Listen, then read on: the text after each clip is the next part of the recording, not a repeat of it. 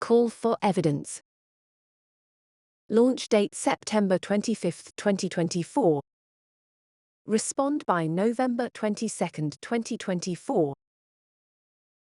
Contents: Curriculum and Assessment Review. Call for evidence. Forward from the review chair. Background to the review. Why does the review matter? What is in scope of the review? About this call for evidence. Who is this call for evidence for? Issue date. Inquiries. Additional copies. Respond online. Other ways to respond. Deadline. Section 1. About you. Definitions. Section 2. General views on curriculum, assessment, and qualifications pathways. Section 3. Social justice and inclusion. Section 4. Ensuring an excellent foundation in maths and English. Section 5. Curriculum and qualification content. Section 6. A broad and balanced curriculum. Key Stage 4 technical awards. Section 7. Assessment and accountability. Primary and national curriculum assessments. Secondary assessment. Accountability. Section 8. Qualification pathways. Level 3. Level 2. Entry level and Level 1. Section 9. Other issues on which we would welcome views. Transitions. Technology. Further views. Curriculum and Assessment Review. Call for evidence. Forward from the review chair. For a quarter of a century, young people in England have benefited from a determined commitment to high standards for all within our state education system. This inspirational commitment to excellence for all has been maintained through successive administrations, resulting in a stronger position in the international league tables. The UK has maintained its place alongside Canada and Scandinavian countries as a rare international exemplar of comprehensive provision for all to age 16, ensuring that all children and young people have access to a broad and balanced curriculum for as long as feasible, thereby enhancing their options and life chances. This hard-earned success reflects the dedicated work of teachers and leaders across the education profession. Nevertheless, there is much to be done to ensure that all children and young people gain the foundational and advanced learning that sets them up to achieve, thrive, and foster a lifelong love of learning. Through this review, we'll focus on the most significant areas for improvement, with particular concern for supporting children and young people who are from socio-economically disadvantaged backgrounds, those with a special educational need or disability, SEND, and those who are otherwise vulnerable. In addition to the urgent need for a sufficient supply of high-quality teachers that make the most difference to young people's successful educational outcomes, there is a need to review and refresh our curriculum and assessment frameworks. This review will address existing problems and ensure that these frameworks are fit for the future. The review is especially crucial if we as a nation are to prepare all our children for the future and to confront the divides that perpetuate the class ceiling.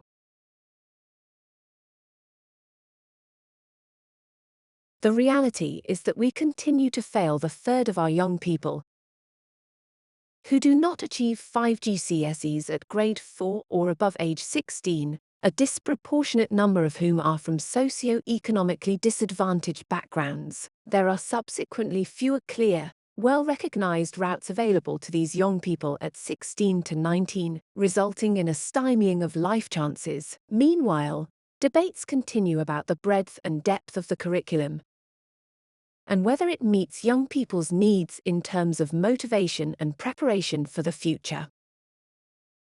This is particularly pressing in a world where social, technological, commercial, and environmental conditions are rapidly changing. There is therefore a need to review the existing curriculum and assessment frameworks to ensure that they are fit for purpose for the next quarter of a century. The review will take stock of successes, weaknesses, and opportunities to provide a curriculum that exemplifies excellence, secures the knowledge and skills young people will need in their future lives, enriches and motivates learning, and adapts to the changing needs of the environment they will navigate. As we have said in the review principles, our approach will be evidence and data-driven, and recognizing existing successes and the dangers of unintended consequences, committed to evolution rather than revolution.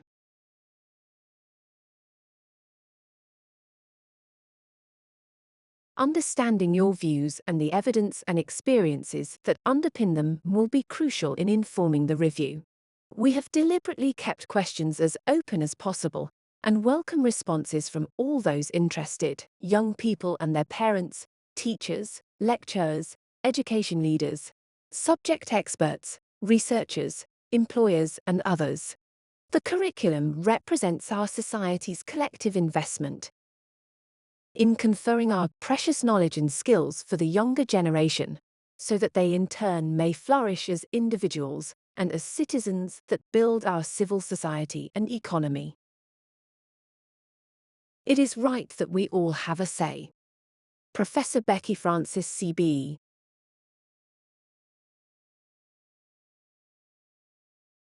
Background to the review. The Curriculum and Assessment Review has been set up to review the national curriculum and statutory assessment system in England, including qualification pathways. It will consider children and young people's education and experiences from ages 5 to 19. Further details about the review's aims, its terms of reference, and working principles can be found here. The review will be rigorously evidence and data-informed. The launching of this call for evidence is the first step in hearing evidence from stakeholders.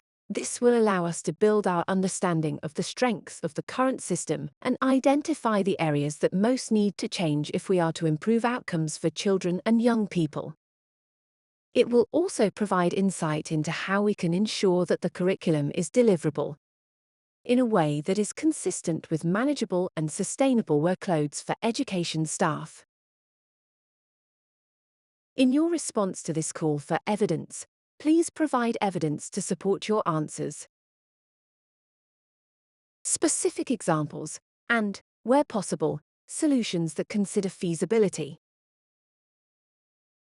Please also bear in mind the scope of the review in your answers.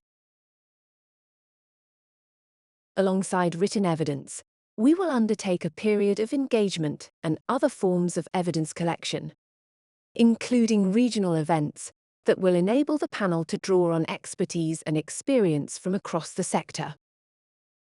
This evidence will inform the publication of an interim report in early 2025, which will set out the review's interim findings and confirm key areas for further work. We plan to publish our final report and recommendations in autumn 2025. Why does the review matter? Education is important for its own sake, but it also plays a critical role in supporting all young people to thrive throughout life and in building a stronger economy and a more equitable society. Our system's strengths reflect the hard work and successes of those working in education. Data suggests that schools and colleges in England perform well in several areas in comparison to other countries. We also have qualifications with strong domestic and international reputations, particularly GCSEs and A-levels. Whilst the majority of pupils perform well in literacy and numeracy, these positive outcomes do not extend to all. Significant attainment gaps persist, notably for socioeconomically disadvantaged young people. For example, there is a 24 percentage point gap between socioeconomically disadvantaged young people and their peers in the proportion achieving level 2 in both English and maths by 19. Just under a fifth of young people in England who leave education do not enter sustained education, apprenticeship or employment within a year after their 16 to 19 studies. Moreover, evidence shows many young people are struggling. For example, 21% of pupils and learners in years 7 to 13 reported low life satisfaction, and almost a fifth of pupils were persistently absent in autumn 2023. While some of this is caused by issues outside school, there is some evidence to suggest that the school curriculum offer can have an impact on students' satisfaction and well-being. The curriculum and assessment system must ensure that young people leave education prepared for life and work, equipped with the knowledge, skills and attributes they need to thrive and become well-rounded citizens who appreciate the diversity and pluralism of our society. Every pupil, across all key stages, should have an experience of education that is both stimulating and enjoyable, and that provides them with the foundation and motivation to pursue lifelong learning. To achieve these goals, we need to ensure that all young people have access to a rich and fulfilling curriculum, meaningful qualifications and assessments that are manageable, valid, fair, and reliable. This call for evidence will help us to understand the wide range of views and evidence on the best way to achieve this. What is in scope of the review? The review will seek to identify the most significant and pressing issues facing curriculum and assessment. We will focus on addressing these without destabilizing the system, making changes where things are working well, or where there is insufficient evidence to warrant change. In short, we seek to bring about evolution, not revolution. Because of this, the review is not intended to remove well-respected and valued qualifications like A-levels, GCSEs and T-levels. Similarly, we will maintain the important role of examinations within a balanced assessment system that captures the strengths of every young person and aligns with our commitment to high standards. When the review is implemented, all state schools, including academies, will be required to teach the national curriculum. We know that there are parts of the system that require improvement. The review is an opportunity to remove limits and ceilings to high and rising standards for all. Alleviate some of the pressure and constraints on learners and educators. Reduce the assessment burden where feasible and appropriate, while continuing to recognize the socially progressive benefits of public examinations. Support professional expertise. Address long-standing challenges in providing meaningful, rigorous, and high-value pathways for all students at 16 to 19. Make sure the curriculum is inclusive and accessible for all young people, and address injustices and unintended consequences. Curriculum and assessment are inextricably linked to other aspects of the education system, including accountability, inspection, pedagogy, and structures. We understand the importance of these interactions. Whilst our primary focus is on curriculum, qualification pathways, and assessment, the review may therefore, for example, offer commentary on the impact of accountability on the curriculum and assessment system. It may wish to recommend how changes to curriculum and assessment should interact with accountability measures.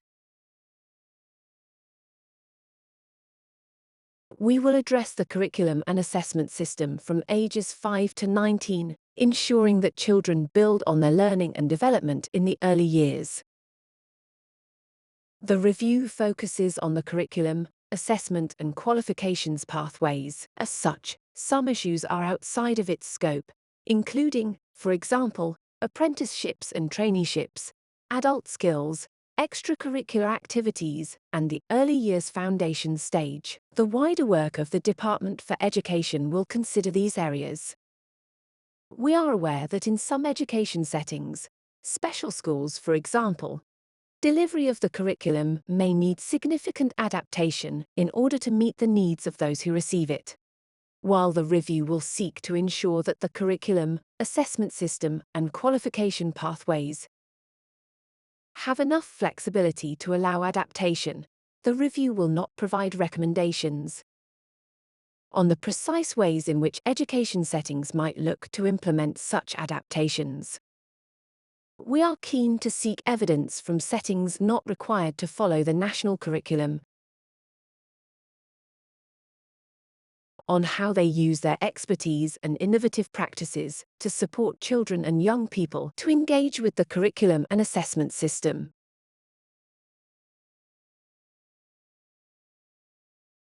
About this call for evidence. This call for evidence will seek views on a range of topics that are in scope of the curriculum and assessment review. The call for evidence is split into the following 9 sections. Section 1. About you. Section 2. General views on curriculum, assessment and qualifications pathways. Section 3. Social justice and inclusion. Section 4. Ensuring an excellent foundation in maths and English. Section 5. Curriculum and qualification content. Section 6. A broad and balanced curriculum. Section 7. Assessment and accountability. Section 8. Qualification pathways 16 to 19. Section 9. Other issues on which we would welcome views. When answering the questions, please provide specific examples and evidence to illustrate and support your responses. Who is this call for evidence for? This call for evidence is for anyone with an interest in curriculum and assessment. From Key Stages 1 to 4 and 16 to 19 education in England. This includes but is not limited to children and young people, parents and carers, teachers, lecturers, teaching assistants and the wider education workforce, senior leaders of schools, multi-academy trusts and colleges, further and higher education providers, sector organisations and unions, arm's-length bodies, expert organisations, voluntary and community organisations and charities, researchers and education experts, subject associations, careers professionals, awarding organisations, employers and employer representative bodies, local authorities, the wider public. Issue date. This call for evidence was issued on September 25, 2024. Inquiries. If your enquiry is related to the policy content of the consultation, you can contact the team by mailing curriculum-assessment.review@education.gov.uk. If your enquiry is related to the Department for Education's e-consultation website, you can contact coordinator.consultations@education.gov.uk. Additional copies. Additional copies are available electronically and can be downloaded from gov.uk. Department for Education Consultations. Respond online. To help us analyse the responses, please use the online system wherever possible. Visit https://www.gov.uk/government/calls-for-evidence/improving the curriculum and assessment system to submit your response. Other ways to respond. If for exceptional reasons you are unable to use the online system, such as due to compatibility issues with specialist accessibility software, you may request and complete a Word document version of the form by email curriculum-assessment.review@education.gov.uk, by post CAR review team, Sanctuary Buildings, Great Smith Street, London, SW1P3BT. In British Sign Language, please contact us via email at curriculum-assessment.review@education.gov.uk and the team will facilitate this. Deadline. The call for evidence closes on November 22, 2024. Section 1. About you. The following optional questions are about your personal details and contact preferences. Telling us more about you, your position, and where you work helps us to understand your responses,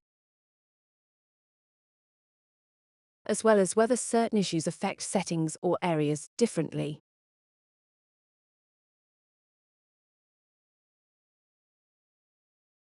One. Are you responding as an individual or on behalf of an organization?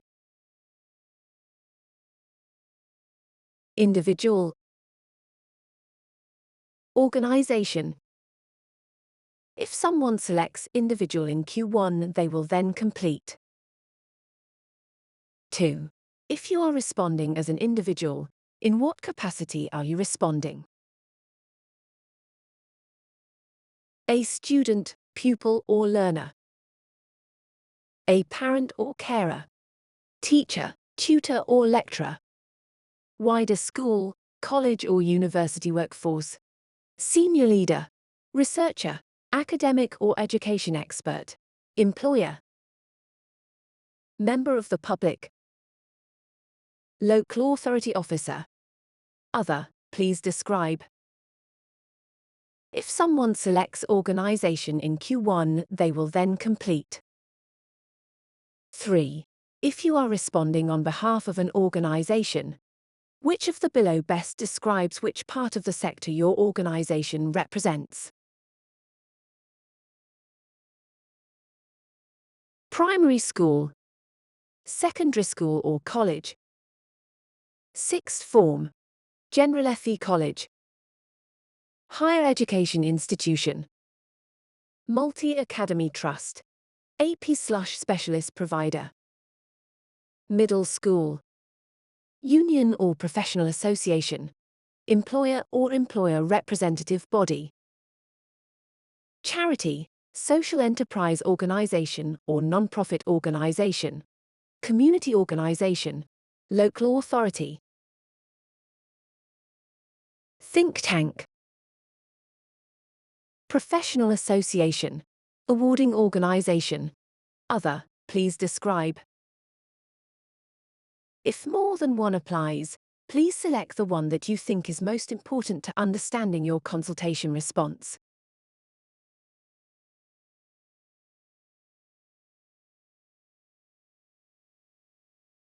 Four. What is the name of your organization? 5. What is your role within the organization? Following either Q2 or Q3. 5. Everyone will then complete.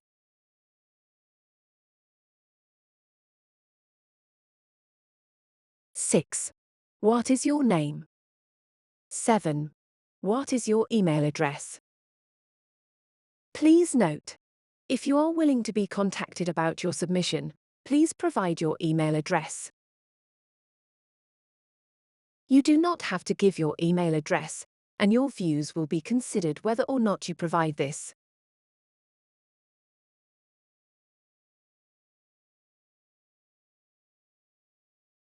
Eight. Are you happy to be contacted directly about your response? Yes. No. Please note, the review may wish to contact you directly about your responses to help our understanding of the issues. If we do, we will use the email address you have given above.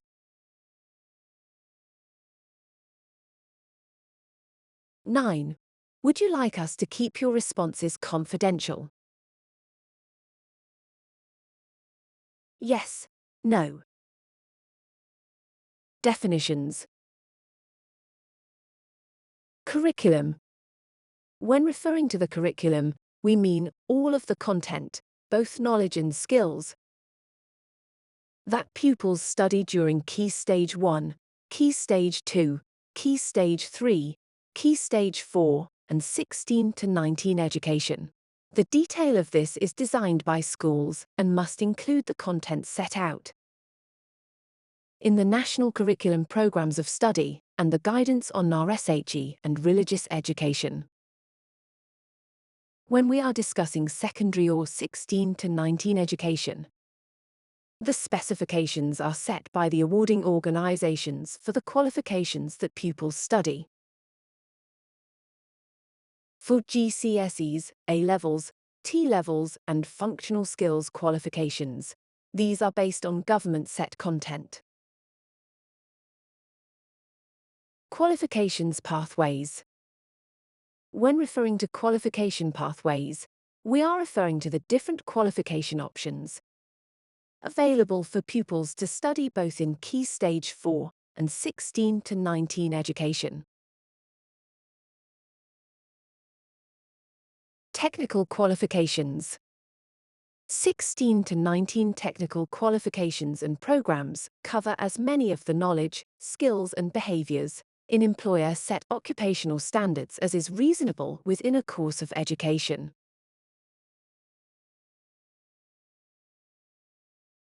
It is the expectation that most qualifications will allow learners to focus on a single occupation to ensure sufficient competence and depth of focus to support progression into relevant roles. Some, however, may start with broader content, for example the core element of T-levels. Vocational and applied qualifications. Vocational and applied qualifications are distinct from academic qualifications because they are typically focused on an employment sector rather than an academic subject. They are for learners who want to continue their education through applied learning. They are different to technical qualifications because they don't have to align with an occupational standard. Awarding organizations are free to design these as they wish, provided they meet regulatory requirements. As occupational standards do not apply to pre-16, technical awards in Key Stage 4 can be considered vocational.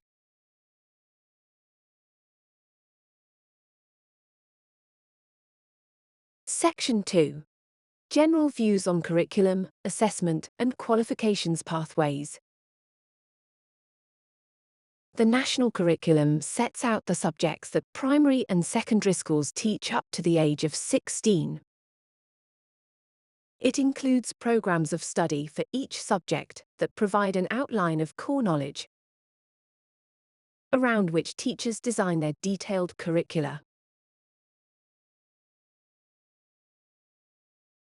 The national curriculum is organized into key stages and different subjects. Religious education and RSHE are not part of the national curriculum, but are also compulsory in all state-funded schools, including academies. At certain points across the key stages, including Key Stages 1 and 2, There are formal assessments of each child's performance. A pivotal point in the education journey comes at the end of Key Stage 3, where, aged 14, pupils start to study for their GCSEs or Key Stage 4 technical awards. Pupils are examined in these subjects when they are aged 16 and at the end of Key Stage 4.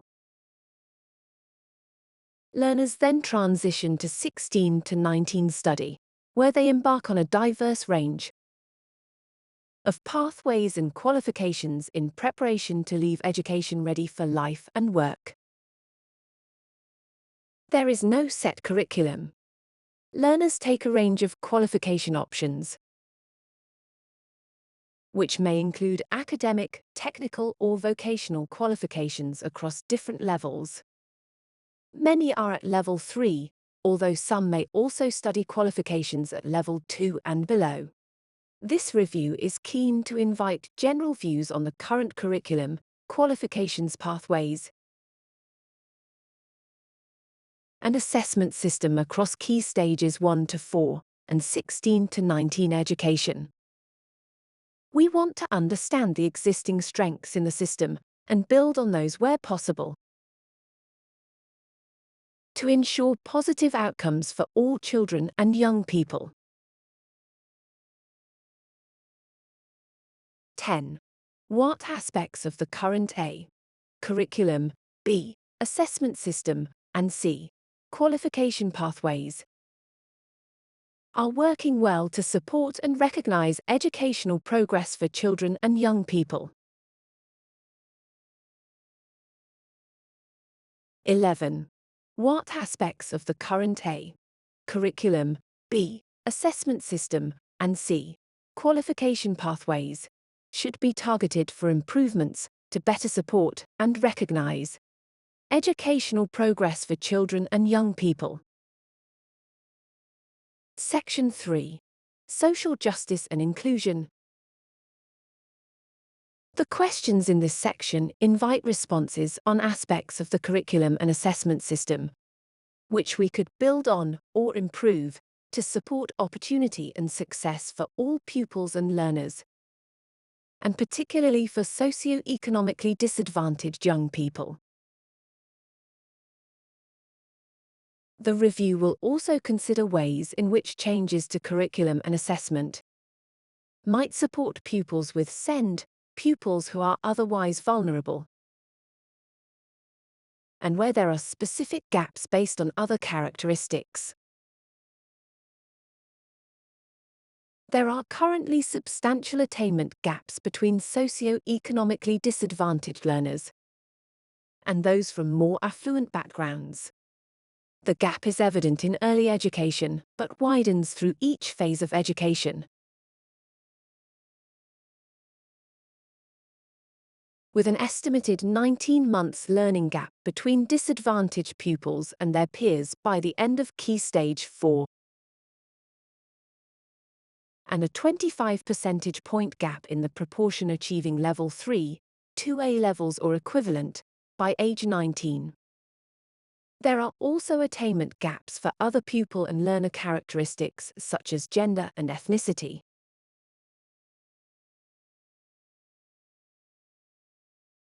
affecting different stages of education and some subject areas in particular. There are significant barriers to progression for pupils and learners with SEND too.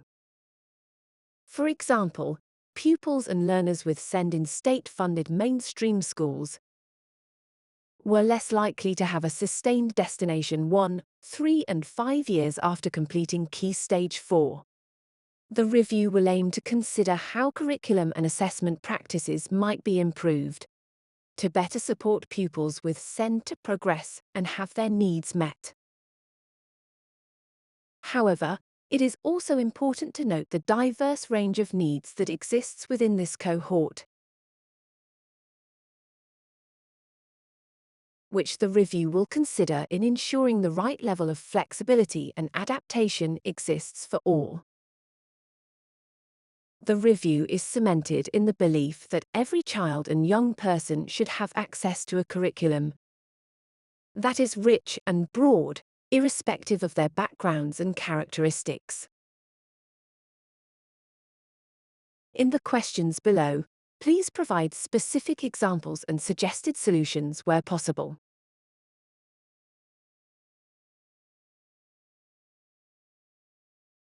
(12) In the current curriculum, assessment system and qualification pathways, are there any barriers to improving attainment, progress, access or participation, class ceilings, for learners experiencing socio-economic disadvantage?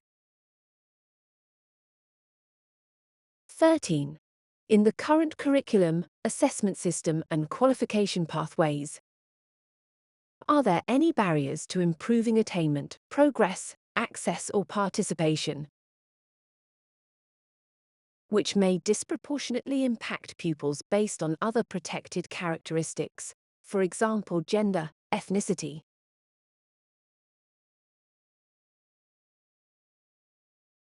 14.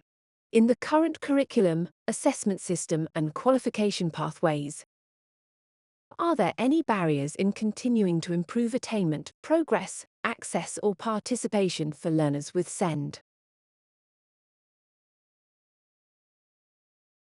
15. In the current curriculum, assessment system and qualification pathways, are there any enablers that support attainment, progress, access or participation for the groups listed above?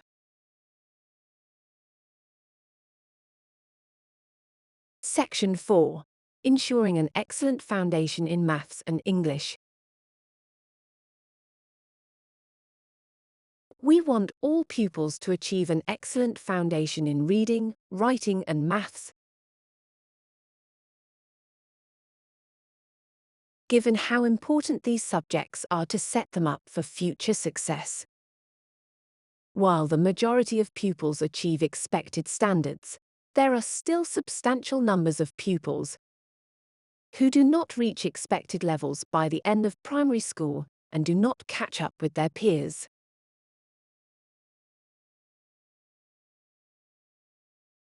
In 2023, around a third of young people did not attain a grade 4 or above in both English and maths at age 16.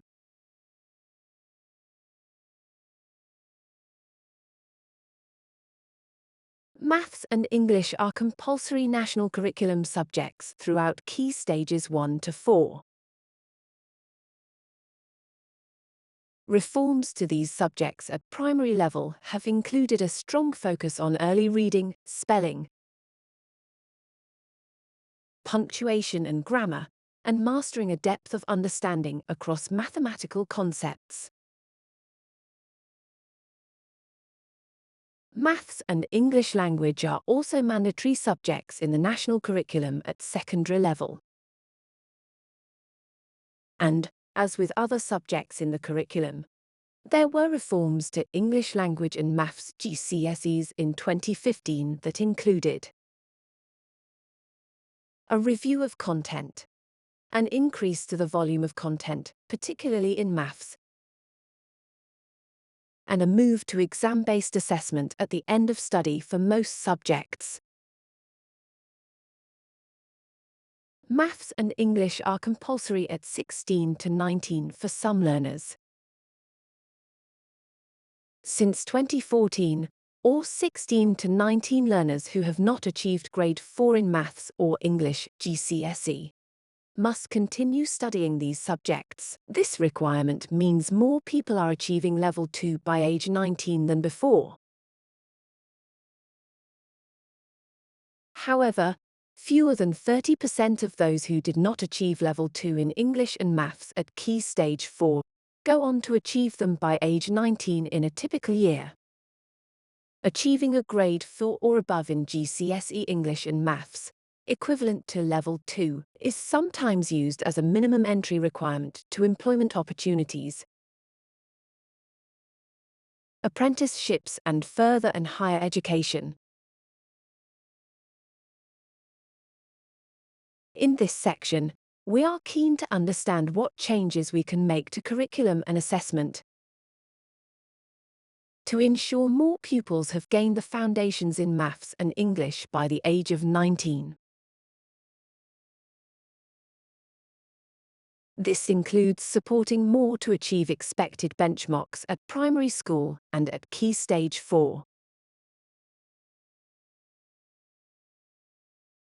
16. To what extent does the content of the national curriculum at primary level, Key Stages 1 and 2, enable pupils to gain an excellent foundation in A, English, and B, maths? Are there ways in which the content could change to better support this aim? Please note, we invite views specifically on transitions between key stages in Section 9. 17. To what extent do the English and Maths primary assessments support pupils to gain an excellent foundation in these key subjects? Are there any changes you would suggest that would support this aim? 18. To what extent does the content of the A, English, and B, Maths national curriculum at secondary level, Key Stages 3 and 4, equip pupils with the knowledge and skills they need for life and further study? Are there ways in which the content could change to better support this aim? 19. To what extent do the current Maths and English qualifications at A, Pre-16, and B, 16 to 19 support pupils and learners to gain and adequately demonstrate that they have achieved the skills and knowledge they need? Are there any changes you would suggest that would support these outcomes? 20.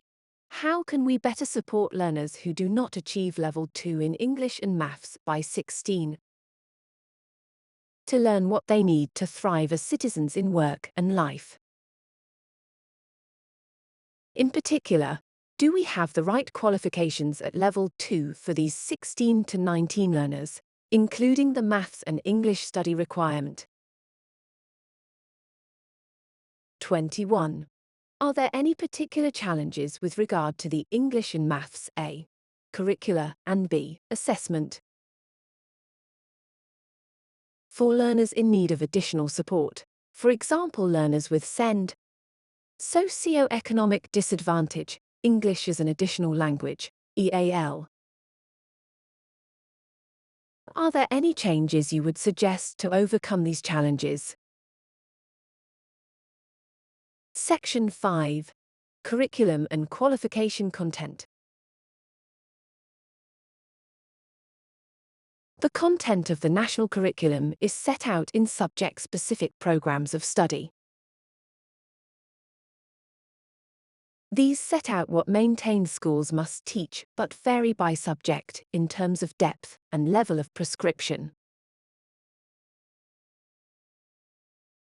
At Key Stage 4 and at ages 16 to 19, the curriculum that pupils will study is mainly set by the specifications of the individual qualifications that pupils are taking.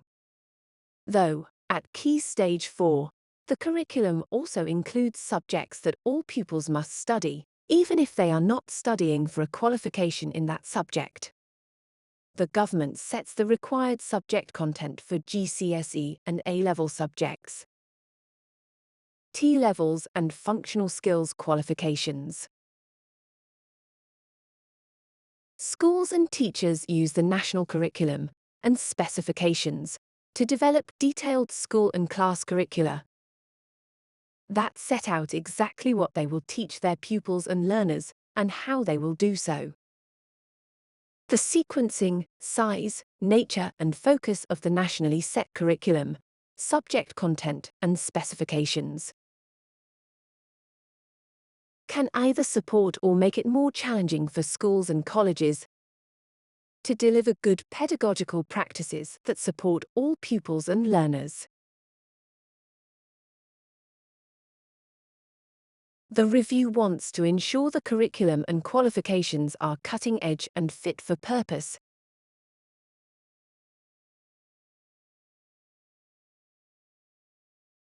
appropriately balancing ambition, excellence, relevance, and flexibility. Furthermore, the review seeks to ensure that the content of the curriculum and qualifications reflects the issues and diversities of our society, and that all children and young people are represented and engaged. In doing so, it will consider a wide range of protected characteristics, as well as social class. Within this context, the review wants to consider whether changes should be made to the content of the curriculum and qualifications to help achieve this, recognizing constraints in finite teaching time in schools and colleges. We also want to ensure that the curriculum and qualification pathways, see definitions section, set young people up with the best possible foundations to thrive in education and in wider life and work.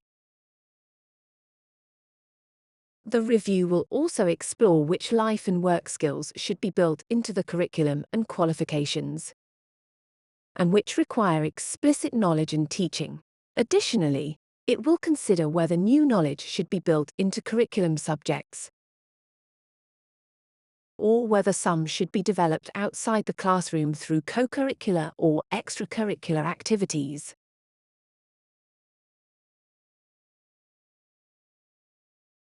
It is important to ensure the curriculum does not contain so much content that teachers have limited time to support pupils to develop a deep understanding of the subject,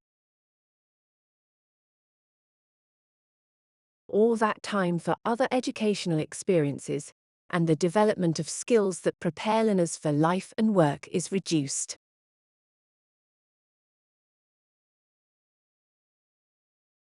Where new content is added, existing content will need to be removed to make space. 22. Are there particular curriculum or qualifications subjects where A. There is too much content, not enough content, or content is missing? B. The content is out of date. C.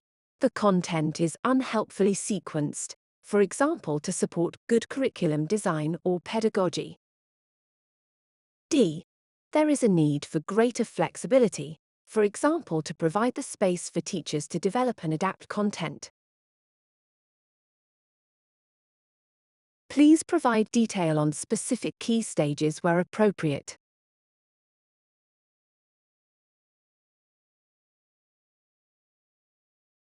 (23) Are there particular changes that could be made to ensure the curriculum, including qualification content, is more diverse and representative of society? 24. To what extent does the current curriculum, including qualification content, support students to positively engage with, be knowledgeable about, and respect others? Are there elements that could be improved? 25. In which ways does the current primary curriculum support pupils to have the skills and knowledge they need for life and further study, and what could we change to better support this? 26. In which ways do the current secondary curriculum and qualification pathways support pupils to have the skills and knowledge they need for future study, life and work, and what could we change to better support this? 27.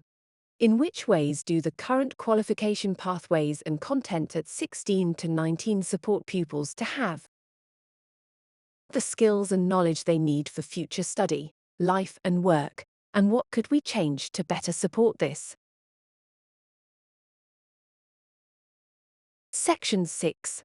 A broad and balanced curriculum. The review seeks to promote a broad and balanced curriculum, ensuring all young people can access a rich range of subjects in appropriate depth, including creative subjects. We want to understand how breadth and balance are currently achieved in practice in education settings. This will help us to identify if there are any points where breadth is being compromised and whether more breadth or depth is needed at particular key stages. All state-funded schools in England are already required to teach a broad and balanced curriculum,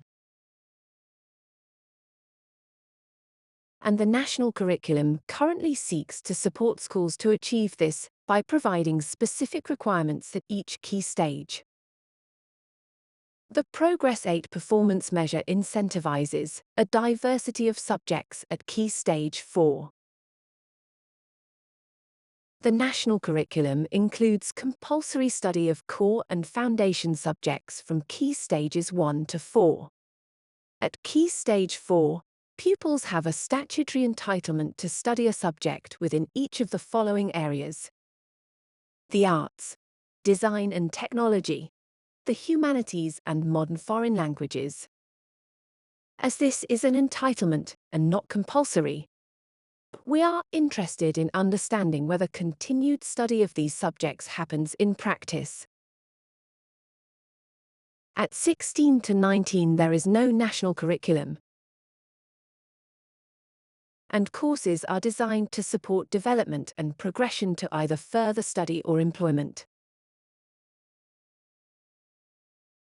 As part of their programs, learners should also undertake employability,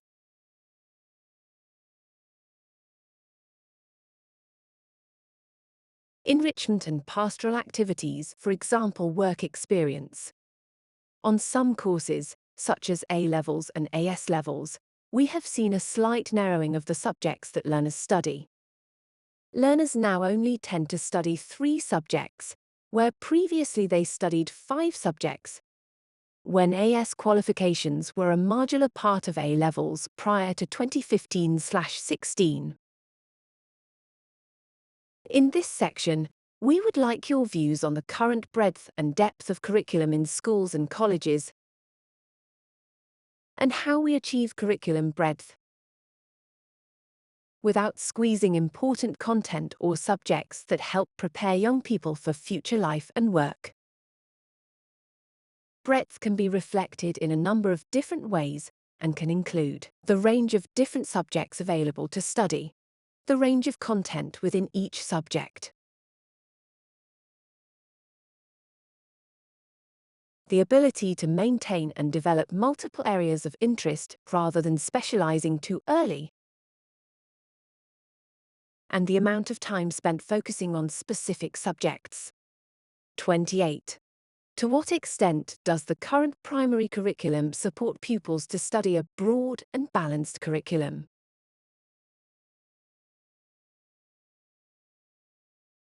Should anything change to better support this?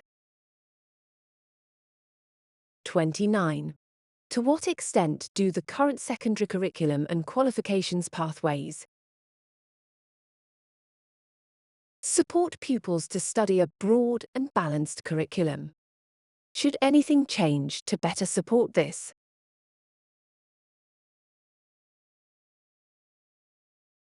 30.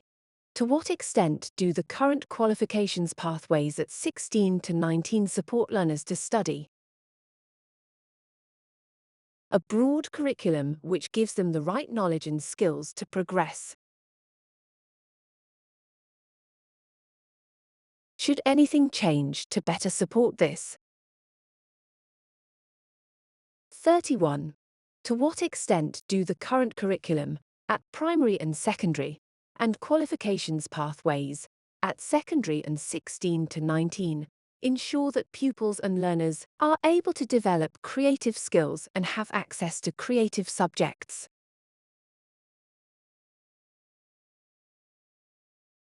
Our analysis of curriculum subject trends over time, published alongside this document,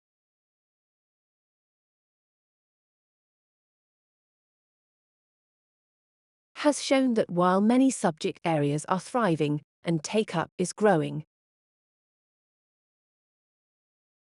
Take-up of some subjects has declined over time. Of course, this is not necessarily a problem. These changes may reflect policy directions or other social trends, or they may reflect changes in policy and accountability measures over time. 32. Do you have any explanations for the trends outlined in the analysis? And slash or suggestions to address any that might be of concern. Key Stage 4 Technical Awards. As part of ensuring a broad and balanced curriculum, the review wants to ensure that young people can access vocational subjects as appropriate. There are over 1,800 vocational and occupational qualifications which can be studied at Key Stage 4. Of these, 46 technical award qualifications are included on Key Stage 4 performance tables. Currently, nearly half, 43%, of pupils take at least one technical award alongside their GCSEs. These qualifications are intended to equip 14 to 16-year-olds with applied knowledge not usually acquired through GCSEs, as well as associated practical skills. They exist in a range of subject areas, including travel and tourism, media and communication, performing arts, health and social care, engineering, building and construction, and hospitality and catering. All technical awards are assessed through a combination of exams and non-exam assessment.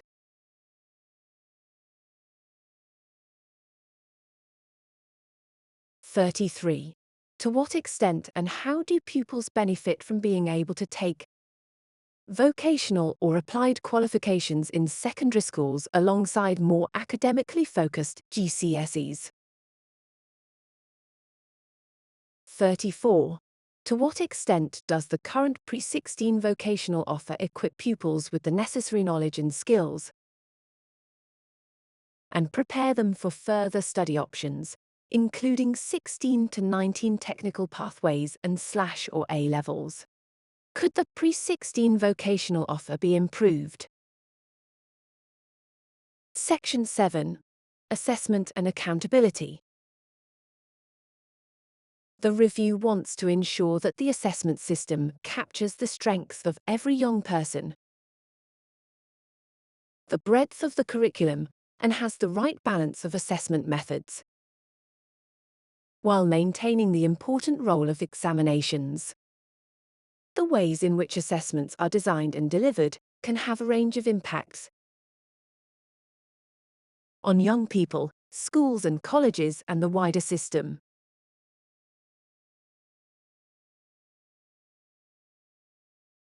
Primary and national curriculum assessments.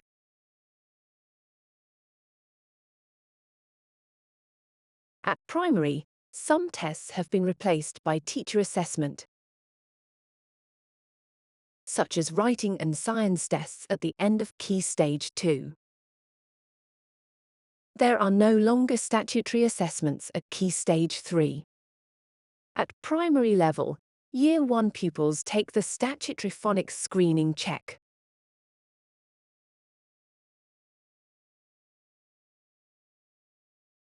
Other Key Stage 1 tests, such as the English grammar, punctuation and spelling test, and teacher assessments in English reading and maths, are optional.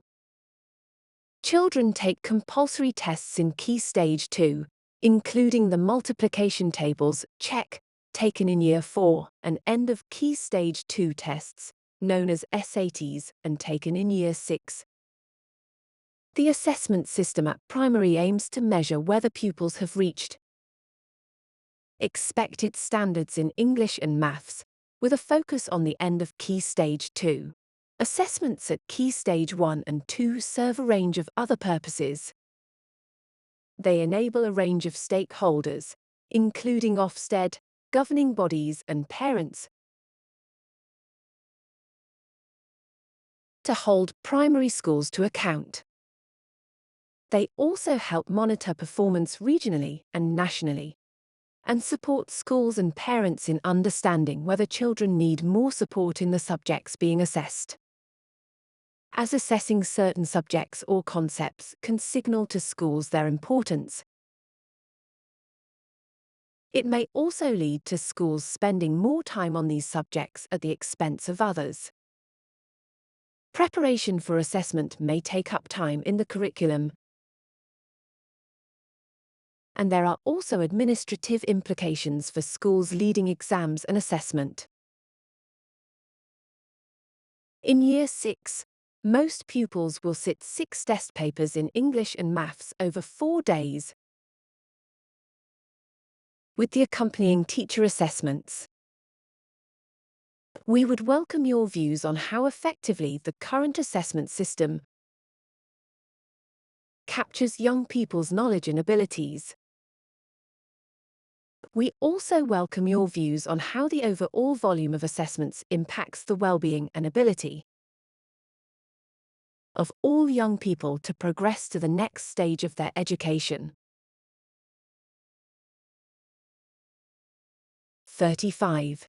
Is the volume of statutory assessment at key stages 1 and 2 right for the purposes set out above?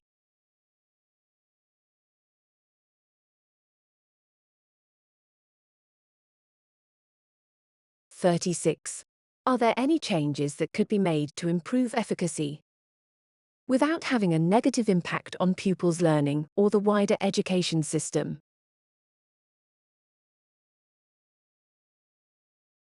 37. Are there other changes to the statutory assessment system at key stages 1 and 2 that could be made to improve pupils' experience of assessment without having a negative impact on either pupils' learning or the wider education system? 38.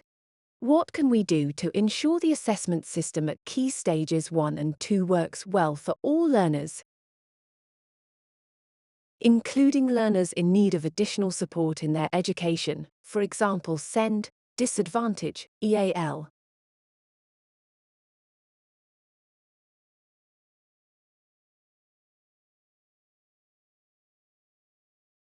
Secondary assessment. The vast majority of pupils take GCSEs at 16. GCSEs fulfill different purposes. They assess learning against a defined curriculum, support progression, and provide data to hold schools and colleges to account for their performance. Typically, pupils take around 8 GCSEs in Key Stage 4 and are assessed in each subject. Reforms have led to greater exam-based assessment, with non-exam assessment, such as coursework, used in fewer subjects. All pupils sit exam papers at the same time, and papers are externally, anonymously marked. Evidence shows that externally set and marked assessments support fairness and objectivity, and promote consistency in grading standards. These factors are important in ensuring young people receive results which are trusted by and familiar to further and higher education providers and employers. Exams, however, cannot validly assess all skills and attributes, and a number of GCSEs are partly or entirely assessed in different ways. Speaking assessments in language qualifications, performance assessments in drama and music qualifications, and portfolios in art and design and technology qualifications are all examples of non-exam assessments. England is not an outlier in having external assessments at age 16. Many other high-performing countries assess pupils to enable them to gain subject qualifications and to help them make choices about what to go on to do next, although the extent and method of assessment is variable between countries. While exams play an important role in our system, at GCSE, estimates suggest that pupils meeting Progress 8 requirements may sit around 30 hours of exams in the summer of Year 11. This can reduce the total available Key Stage 4 teaching time. And, to enable pupils to prepare and revise for exams, some schools choose to teach the GCSE curriculum from Year 9. We would welcome views from the sector on how effectively the current assessment system captures the full range of young people's knowledge and abilities. We also welcome views on how the overall volume of assessments impacts the well-being and ability.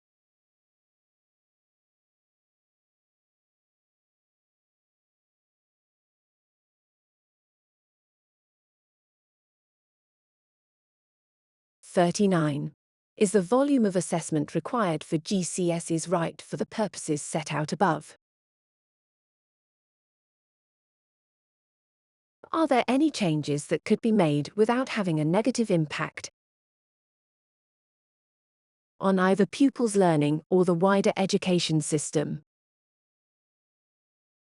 40. What more can we do to ensure that a. the assessment requirements for GCSEs capture and support the development of knowledge and skills of every young person, and b. young people's well-being is effectively considered when assessments are developed, giving pupils the best chance to show what they can do to support their progression. 41. Are there particular GCSE subjects where changes could be made to the qualification content and / or assessment that would be beneficial for pupils' learning? While pupils are currently not formally assessed at Key Stage 3, there are concerns and some evidence that some pupils make little progress in key areas at this key stage. 42. Are there ways in which we could support improvement in pupil progress and outcomes at Key Stage 3? 43. Are there ways in which we could support pupils who do not meet the expected standard at Key Stage 2? Accountability. The review acknowledges the importance of understanding how schools and colleges are performing, and that curriculum and assessment practices are inextricably linked to accountability and performance measures. The review may therefore make recommendations on these arrangements and offer commentary on the impact of accountability on the curriculum and assessment system, and how planned changes should interact with the system as a whole. Accountability includes collecting and publishing data on school and college performance,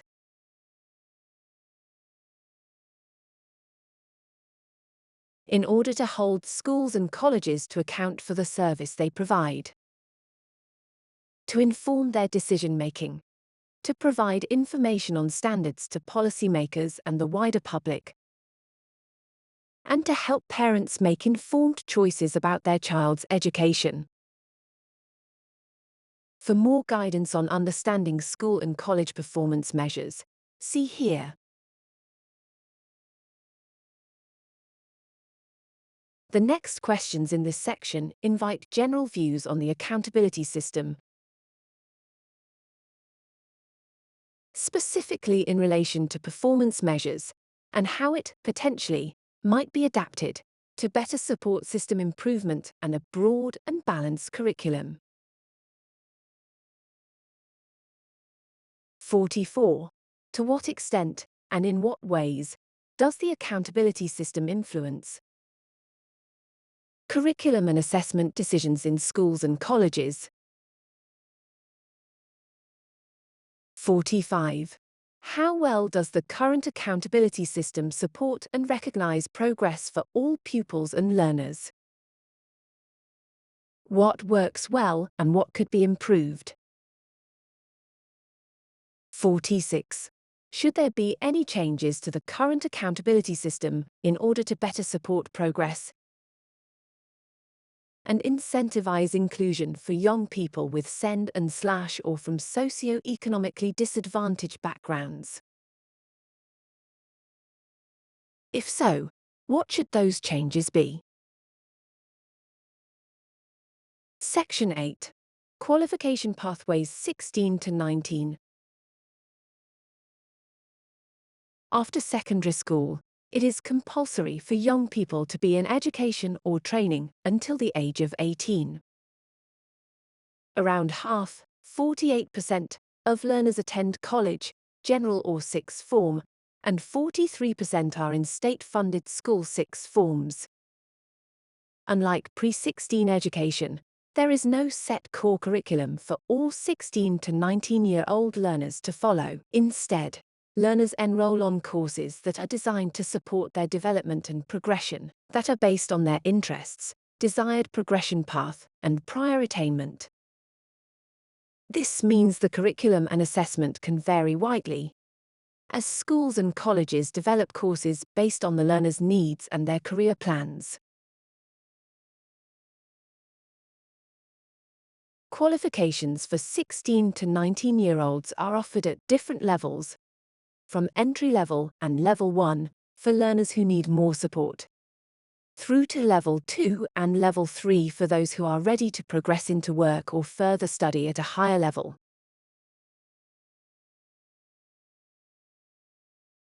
Alongside their qualifications, learners should be undertaking activities such as work experience, and they should be offered guidance, for example on careers, to develop their broader skills, attitudes and confidence to support progression. Learners who have not yet achieved a GCSE grade 4 also continue to study English and Maths, see Section 4. In addition, School sixth forms must also offer RE and RSHE.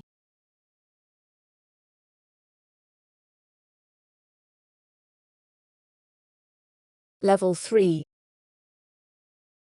Just over a third of 16 and 17-year-olds, 36%, solely take academic qualifications, predominantly A-levels. A-levels are academic-focused qualifications and are intended to provide enough depth of knowledge in a given subject to enable progression to university. The average A-level learner studies around 3 A-level subjects, while a small minority take 4 or more.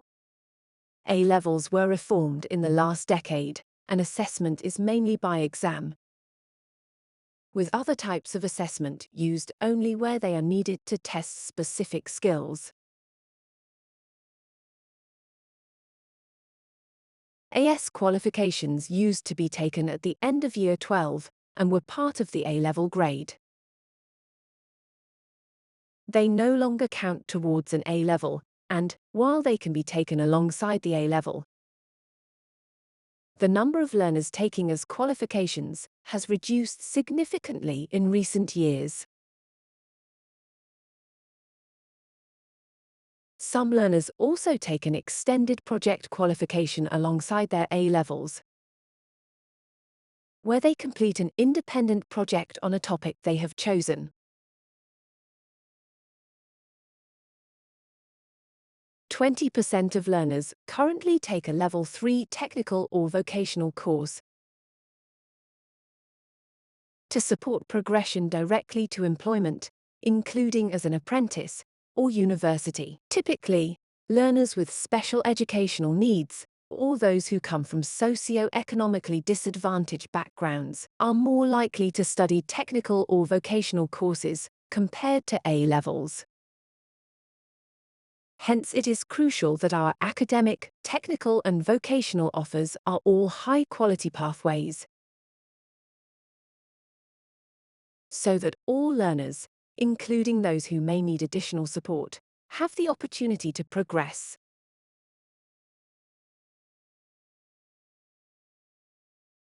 Based on occupational standards set by employers, T-levels are 2-year technical programs where learners spend 80% of their time in the classroom and 20% on a minimum 9-week industry placement with an employer.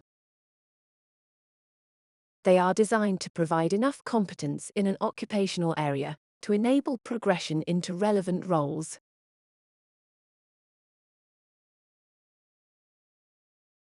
T-levels are assessed through a mixture of exams, typically up to 30%.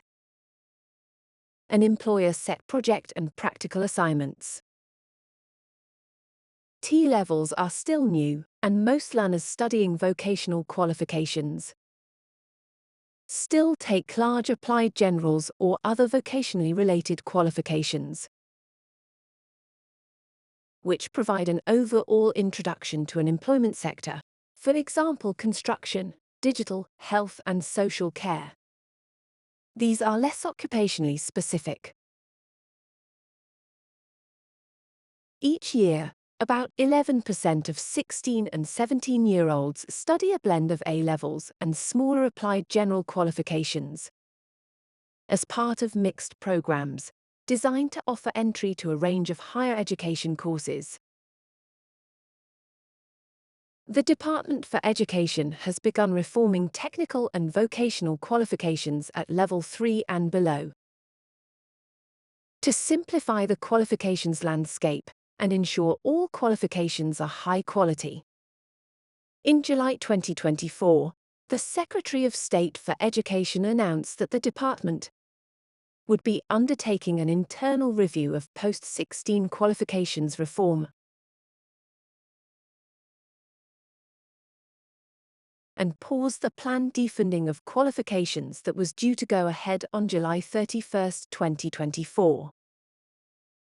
The outcome of this internal review will be communicated before the end of 2024.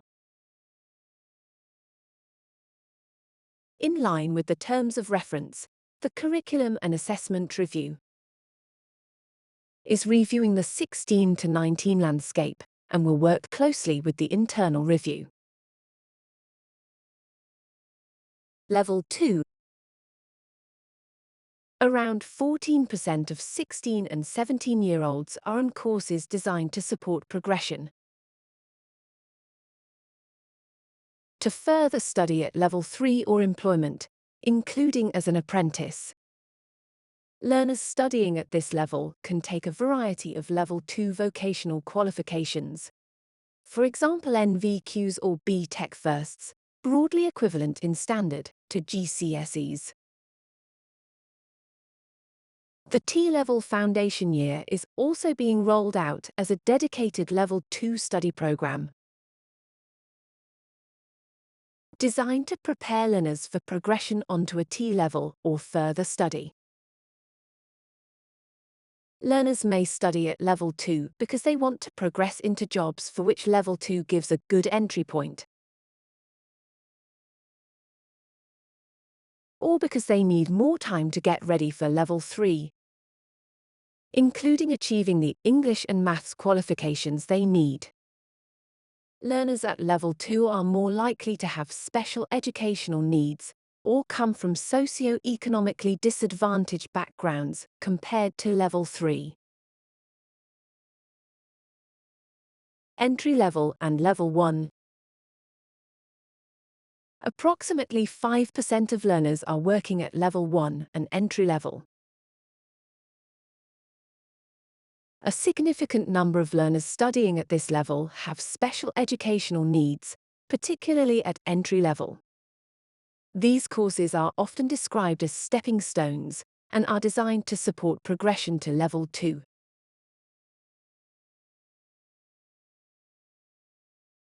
And/or develop essential skills for life and work. They include essential/functional skills qualifications and Level 1 national vocational qualifications. 47. To what extent does the range of programs and qualifications on offer at each level meet the needs and aspirations of learners? A. Level 3, B. Level 2, C. Level 1 and entry level. 48. Are there particular changes that could be made to the following programs and qualifications and / or their assessment that would be beneficial to learners? A. AS/A level qualifications. B. T-level and T-level foundation year programs. C. Other applied or vocational qualifications at level 3. D. Other applied or vocational qualifications at level 2 and below. 49. How can we improve learners' understanding of how the different programs and qualifications on offer will prepare them for university, employment, including apprenticeships, and / or further technical study? 50. To what extent is there enough scope and flexibility in the system to support learners who may need to change course?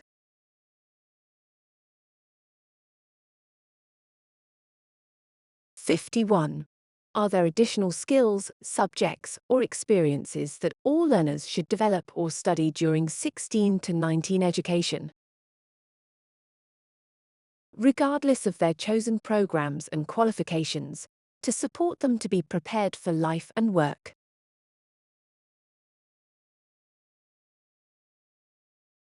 Section 9. Other issues on which we would welcome views.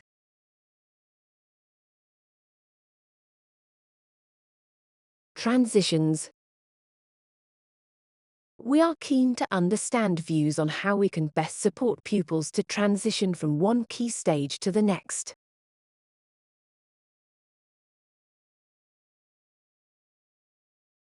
#52.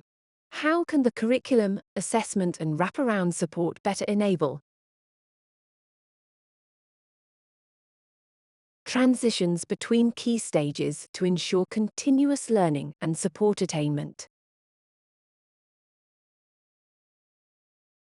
Technology.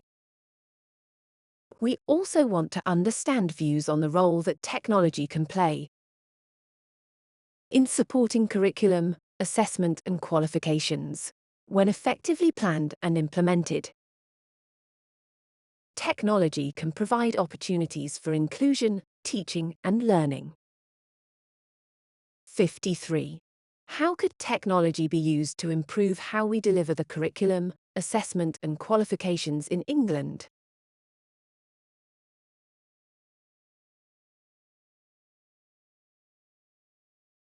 Further views.